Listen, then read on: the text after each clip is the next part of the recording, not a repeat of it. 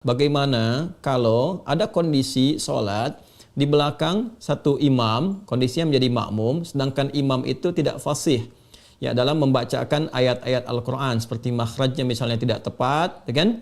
Dan kondisi-kondisi lain. Pertanyaan pertama Anda, apakah sah sholat yang ditunaikan atau ada kewajiban untuk mengulang? Itu satu. Yang kedua, kemudian bagaimana cara untuk memperbaiki kondisi itu? Apakah itu yang Anda tanyakan? Ya Ustaz. Baik, saya akan batasi pada apa yang Anda utarakan. Ustaz di sini juga. Baik, baik. Yang pertama, jika kita mendapati kondisi demikian, maka idealnya begini. Saya ingin sampaikan kondisi ideal supaya memahami fikih imam terlebih dahulu. Seseorang ditetapkan atau diangkat atau dipersilahkan menjadi imam ketika diketahui ya dan dipastikan bahwa syarat-syarat menjadi imam itu terpenuhi. Apa di antara syarat-syaratnya? Pertama, memahami fikih salat. Ya, jelas karena imam itu pemimpin dari salat. Kalau nggak paham apa yang dikerjakan, bagaimana bisa memimpin? Ya kan? Itu memahami fikih salat. Yang kedua adalah bagus ya dalam bacaan-bacaan yang dia bacakan. Ya, karena nanti bacaan-bacaan imam itu termasuk yang mengcover bacaan makmum dan gerakan diikuti. Jadi paham tentang fikih sholat, bagaimana mengerjakan dari awal sampai akhir karena diikuti imam itu. Yang kedua, bacaannya bisa mewakili makmum. Itu yang tercover dalam hadis Nabi SAW, innama ju'ilal imamu liyutamma bih, fa qira'atul imami qira'atul makmum.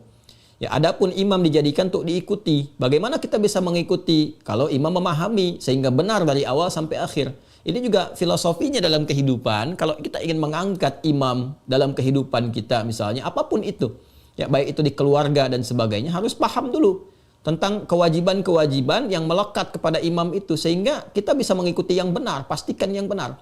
Anda profesinya guru misalnya, itu imam bagi murid-muridnya, wali bagi mereka. Maka jangan memberikan contoh yang tidak baik, pelajari bagaimana menjadi guru yang baik supaya murid-murid menjadi baik. Ya, suami imam bagi istri dan anak-anak di keluarga. Maka pelajari bagaimana fikih rumah tangga dengan benar sehingga nanti keluarga tidak mencontoh yang salah. Ya, ke atasnya lebih besar lagi. Nanti kata Nabi kalau salah memilih fantadhir sa'ah. Ya, tunggu akan ada masa-masa sulit nantinya gitu ya, dan akan menghasilkan atau menghadirkan situasi yang tidak kondusif dalam berkehidupan. Maka ini digambarkan lewat latihan sholat. Sholat itu jadikan ketat.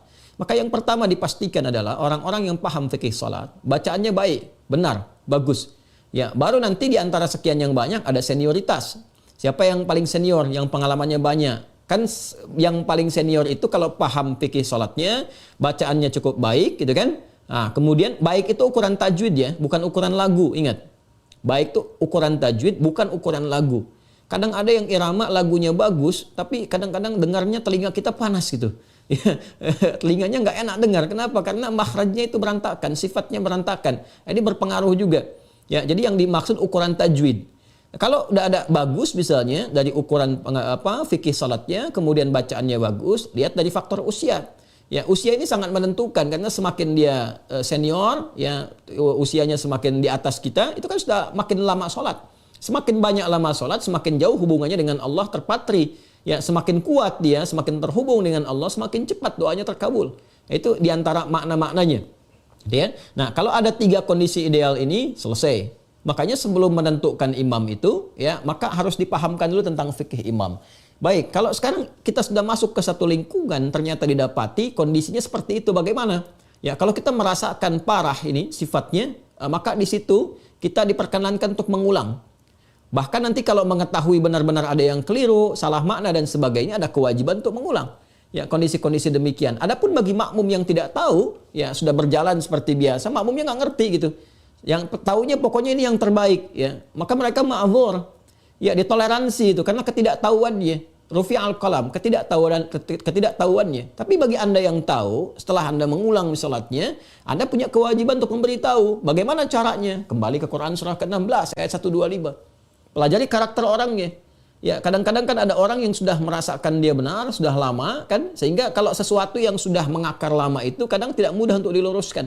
Maka caranya bagaimana? Ya, caranya Anda bisa mendatangkan orang lain yang lebih fasih, lebih baik dengan mengusulkan. Bukan mengusulkan untuk mengganti. Ya, mengusulkannya bagaimana? Misalnya tentang kita belajar. Ya, diusulkan oleh Anda bagaimana kalau kita belajar jangan hanya imamnya yang pandai bacaan, ya dengan cara yang baik. Kami juga ingin pandai-pandai bacaan supaya bisa jadi imam di rumah dan sebagainya. Anda ngusulkan, boleh nggak kalau kita ngaji dengan ustadz-ustadz kita mengundang untuk mengajari kami kalau imam tidak sempat punya waktu semuanya. Jadi imam juga merasa terangkat, terhormat, kita datangkan yang lain pada saat yang bersamaan ketika datang orang yang mengajar, imamnya ada atau diperkenankan kemudian membaca salat, dia bisa mengerti, itulah memahamkan dengan hikmah. Ya, tidak, dan kita ingat ya, memberitahu orang yang belum tahu itu ya bukan dengan cara yang kontraproduktif. Ya, apa dengan misalnya menghukumi atau mencaci atau misalnya berprasangka negatif, itu jauhi semua itu. Ya, orang belum tahu itu diberitahu, dan cara memberitahu itu ada seninya, ada jalannya juga. Saya ingin ambil contoh begini, kasusnya agak mirip-mirip dengan apa yang Anda alami. Ini saya alami sendiri, karena itu saya berbagi dengan Anda. Satu kali saat saya awal datang pertama ke Indonesia, ada satu tempat tuh yang saya bimbing. Itu tempat itu ada berkumpul pejabat-pejabat gitu, yang rata-rata juga sudah pensiun. Nah, kadang lupa jabatan dunia itu dikiranya itu juga sama dengan jabatan akhirat. Jadi kalau di kantor jadi imam, di masjid harus jadi imam. Nah, ini yang menarik, begitu awal saya datang ke situ, wah ini menarik nih, ada persaingan imam positif tuh, bagus menurut saya. Jadi kita kalau melihat dengan rahmat itu, ya semua ada peluang kebaikan. Wah ini bagus nih saya pikir. Ya Masya Allah, ini pengen di kantor imam, di masjid pengen jadi imam. Hanya kadang-kadang gitu, telinga kadang panas kok dengarnya begini. Ada yang keliru, ada yang macam-macam. Lalu saya coba sampaikan, karena kita datang kan untuk mengajar. Ustadz gitu kan, sampai ke situ. Masya Allah Pak, saya bilang, Bapak luar biasa jadi imam. Ya itulah ustadznya. Hanya begini saya sampaikan Pak. Jadi imam itu kan ada kualifikasinya, ya, ada syarat-syaratnya. Bacaan-bacaan kita itu harus baik, harus memahami, dan jawabannya juga bagus. Justru Ustadz, saya ini jadi imam supaya tahu kalau saya salah bisa dibenarkan makmum. Nah ini berarti masalahnya fikih. Ada keinginan jadi imam, cuman belum tahu jalan. Kita apresiasi itu. Saya bilang bagus Pak. Nah supaya Bapak pilih yang mana? Banyak dibenarkan makmum atau Bapak nggak usah dibenarkan oleh makmum? Ya tahu ya harus bagus. Nah, saya berikan caranya Pak, tipsnya. Bapak jadi imam ya yang nggak akan dikoreksi oleh makmum. Ya, sambil menunggu itu kita mantapkan juga supaya bacaan Bapak lebih bagus. Mau tuh. Caranya bagaimana Ustadz?